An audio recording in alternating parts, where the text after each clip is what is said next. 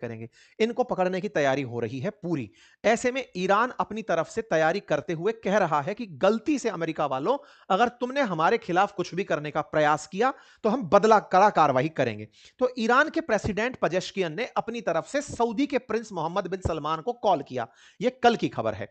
जब आप इस खबर को देख रहे हैं तो इस खबर में आगे चलिए। ईरान के प्रेसिडेंट ने कहा कि अगर क्षेत्र में अस्थिरता आती है यूएस के थ्रेट से, तो भैया तुम संभल कर रहना। इस पर अब देखिए अपडेट यह है कि बिन सलमान का आज का मैसेज है, 28 जनवरी, Saudi territory be used for attack on Iran. Bin Salman says won't let Saudi territory be used for attack on Iran. बोले हम अपनी जगह का आप पर हमला करने के लिए इस्तेमाल नहीं होने देंगे। हे ईरान हमें माफ करो। क्योंकि इन्हें पता है कि अगर बेटा ईरान का तो कुछ लगा नहीं है, ईरान वाले कुछ नहीं करेंगे, दूसरे दिन ही सऊदी अरामको की जो फैक्ट्री है ना, जो रिफाइनरी है वर्ल्ड की सबसे बड़ी, उस पर गोला फेंकेगा वो। उसको पता है कि बेटा हम तो डूबेंगे, तुम्हें नहीं छोड़ेंगे, और वो सऊदी के ऊपर बहुत बड़ा नुकसान होगा। उसका अरामको रुका, सऊदी के नब्ज नस कट जाएगी, ये हालत होगी। तो ये पहले ही क्षमा प्रार्थी हो गए कि सर हम नहीं आगे बढ़ेंगे। और देखो ये यूएई का बयान आया है और ये सारी डेट्स को मैच करते चलो, ये सारी डेट्स कीमती हैं। आप अगर अपडेटेड देखते चलें तो यूएई ने कहा है कि वो अपना एयर स्पेस, अपनी टेरिटरी, अपना पानी, जो उसके चारों तरफ का पानी है, वो किसी भी मिलिट्री एक्शन जिससे ईरान पर हमला हो सके उसके लिए उपयोग नहीं होने देंगे। क्यों? क्योंकि उसे डर है कि एक गोला चला दुबई पर, बिल्कुल पर्शियन गल्फ में, तो दुबई बैठा है और अबू धाबी बैठा है, एक जाकर के गिरा धाड़ से, खेला खत्म। दुबई पर गोला, इन लोगों के पास ना S-400 है ना कुछ है, खेल खत्म, सारे टूरिस्ट भाग जाएंगे, सारा सारा बिजनेस खत्म हो जाएगा। ईरान अमेरिका का नुकसान नहीं पहुंचाएगा, उसका तय है। वो बेटा तुम्हारा सऊदी आराम को उड़ाएगा, तुम्हारे दुबई और अबू धाबी में गोला मारेगा, तुम सब सेट हो। इस तरह की तैयारी के साथ ये लोग चल रहे हैं। कतर बोल रहा है, दोहा बनाया बेचारे ने बहुत मुश्किल से खेलने के लिए फीफा वर्ल्ड कप, इनकी तरफ से आ गया। इनकी ईरान के फॉरेन मिनिस्टर से बातचीत 28 जनवरी, बात पता चल रही है खेला क्या चल रहा है। 28 जनवरी को कतर के पास भी फोन है, ईरान और कतर के बीच बातचीत होती है। कतर तो सबसे बड़ा एयरबेस अमेरिका वालों का लेकर बैठा है, वो तक बोल रहा है मैं अपनी जगह का आप पर हमला होने में इस्तेमाल नहीं करूंगा, हमें बख्श देना। क्यों? क्योंकि इनके पास डिफेंस नहीं है।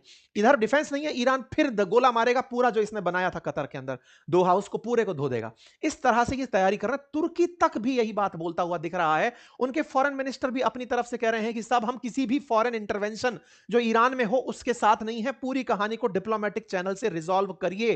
तो अब समझिए, ईरान के साथ में इराक को धमका दिया गया है, तुर्की मना कर रहा है, सऊदी हट गया है, कतर हट गया, सब तो पीछे हट गए, सर मत मारिएगा मर जाएंगे।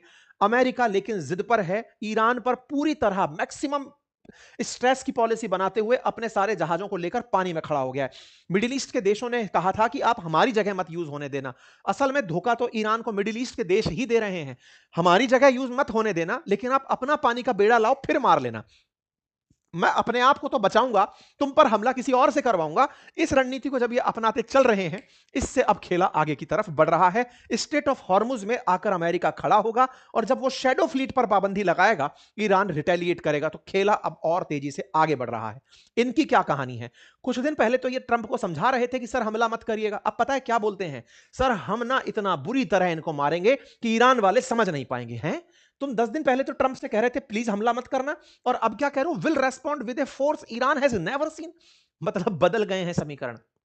इजराइल पूरी तैयारी में आ चुका है अब, क्योंकि उसको समझ में आ गया है कि अब अमेरिका अपना बेड़ा लेकर यहां पहुंच चुका है, अमेरिका पीछे नहीं हटेगा। अब तैयार है, बोले सर खेल दो आप। ये नेतन्याहू का बयान है। अगर हमारे ऊपर हमला होता है, क्योंकि सबको पता है, बाकी तो सब डरे बैठे हैं हम पर हमला होगा, इजराइल को भी तो लगेगा ना कि ईरान हम पर हमला कर सकता है। अगर हम पर किया तो हम इतना बुरा मारेंगे कि किसी को पता नहीं चलेगा। सोचो, कोई मिडिल ईस्ट का कंट्री नहीं बोल पाया, ये वहां से बैठ करके बयान दे दिए हैं। अब सवाल आता है कि सर वो राजा जी का क्या है जिनको इंतजार के लिए अमेरिका सेज सजा के दे रहा है? वो राजा जी, रजा पहलवी, जो कभी ईरान के पूर्व राजा के बेटे हुआ करते थे, वो इंतजार में है कि सर आप सब कुछ हटाइए, हम जाकर बैठे, फिर वहां जाकर राज करेंगे, आपके लिए पपेट बनकर काम करेंगे। कुल मिलाकर फिर से मिडिल ईस्ट कुछ ही दिनों में आपको सुर्खियों में दिखाई देगा। समीकरण सज चुकी हैं। मिलिट्री ऑपरेशंस हद मार के 5 दिन, 5 दिन में आपको कोई बड़ी न्यूज यहां से निकलती हुई दिखाई देगी। उम्मीद है